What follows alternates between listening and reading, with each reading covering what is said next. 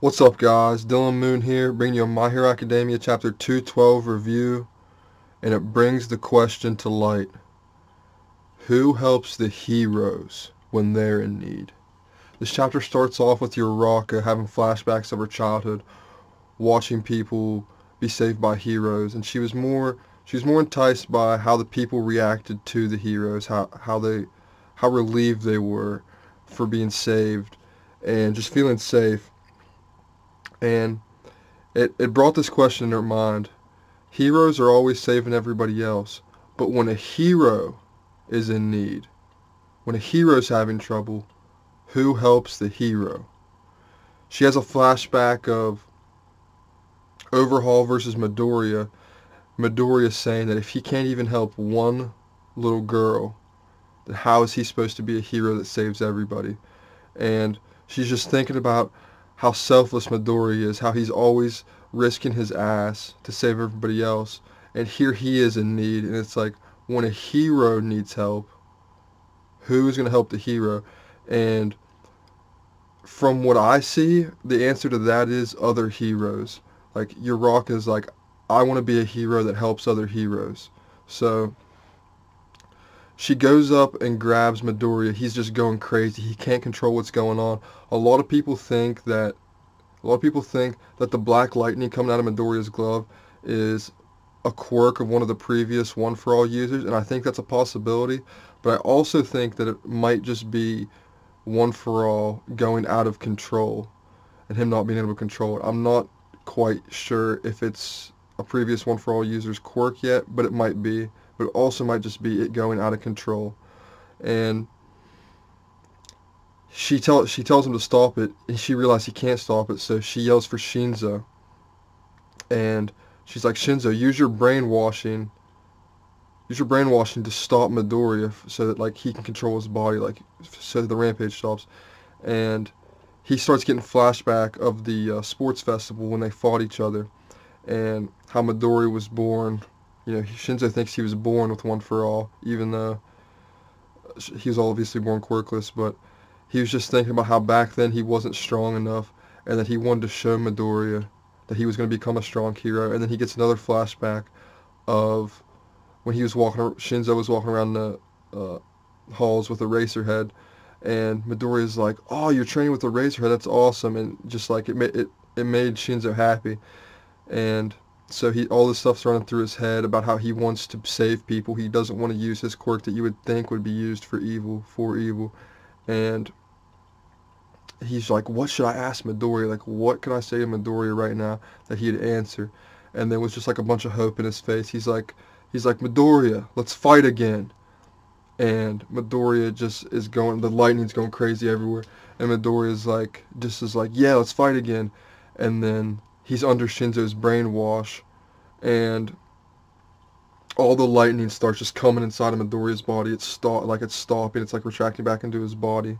And then just like before, when Shinzo brainwashed him at the sports festival, it triggers the vestiges. And I don't know what's going on with this. If it's just there's something about Shinzo's quirk that triggers One for All's vestiges, and it's yet to be stated why or anything, but every single time Shinzo brainwashes Midoriya, and I mean it's been 2 times, but both times it has triggered Midoriya's visions, his vestiges, and Midoriya just goes into himself and starts having like a hallucination, a dream, and he's shrouded in black, just like when he was in his dream that one time, and he just hears a previous One for All user like yelling at him, and it's the dude with it's like the dude, he has like goggles on his head, and he kind of looks like a biker, but he's like, dude, you're doing it all wrong. You're not alone. Like, you have to start trying harder to control this quirk.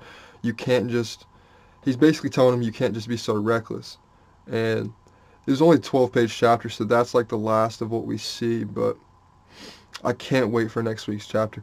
I'm also wondering if at the beginning when Uraraka was watching everybody, when she was watching the hero save everybody, that hero kind of looked like the person Deku's talking to at the end of the chapter, like, I don't know if any of you guys saw that, but he has like this, he kind of looks like a knight or something, but from like the nose down, it looks like the exact same like weird like jaw and mouth. But I haven't seen anybody say anything about that.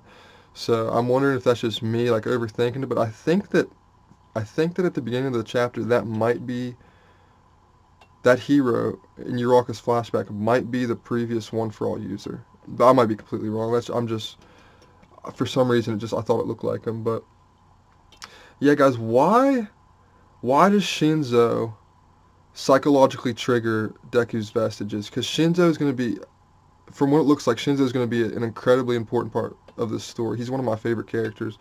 I think he's going to join Class 1A. I think he's going to take one of those free dorm spots. But it's just really interesting that every single time he brainwashes Midoriya, it triggers the vestiges. So maybe Shinzo will be a tool to. Okay, Shinzo trains under Eraserhead, right?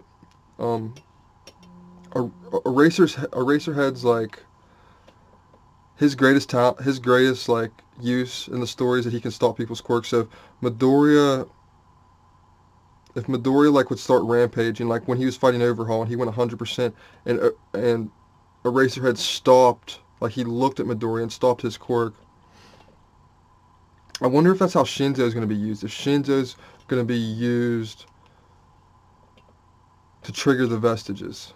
If he's going to be used to help Midori with his power. Like his visions. I just really want to know why Shinzo makes Deku's mind react like that. And that's pretty much all for this chapter, guys. It was only 12 pages. I hope next week we get like a typical like 18 page. But I might do a live reaction next week. I might just review it. But hit the like button, comment, subscribe. Dylan Moon out.